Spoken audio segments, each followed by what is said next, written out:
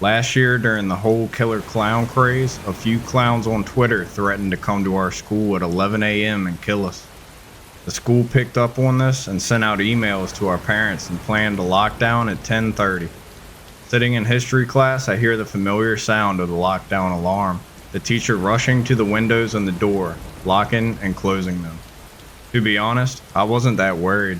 I thought that it was just another blank thread online and nothing would happen, and my day would go back to normal, but there is still an excitement to a lockdown. After 40 minutes of silence, sitting on the cold floor in the corner of the room, the emergency green flashing light turned off, and the air conditioning slowly fell silent, and the hallway lights switched off.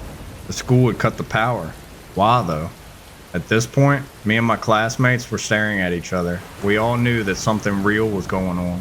After 10 minutes or so, we could all hear the faint banging noise from down the corridor, shortly followed by heavy and fast footsteps. Someone was running down the hallway. They started banging on the lockers and screamed, "I'll kill you, just die." At this point, a few girls started quietly crying.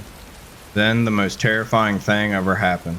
One of the men dressed as a clown ran up to my class door banging and screaming. Multiple people were crying now. One of my friends whispered to me, "We're all gonna die." I started crying too.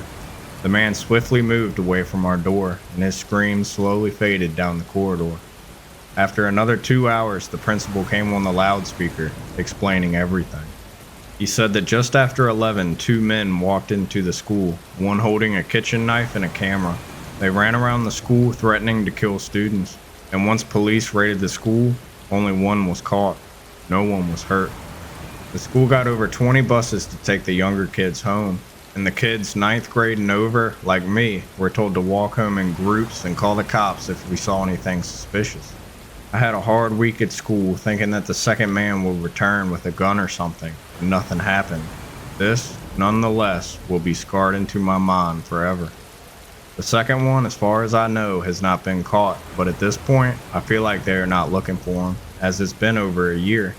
But the thought of him still planning an attack on the school has made me a lot more cautious when walking to school. Since then, the school has hired a few on-campus police officers and have installed some auto-locking features on doors and windows. When the lockdown alarm goes off, this had made me feel a little bit better in school. But this just isn't something you can forget about. It stays around forever.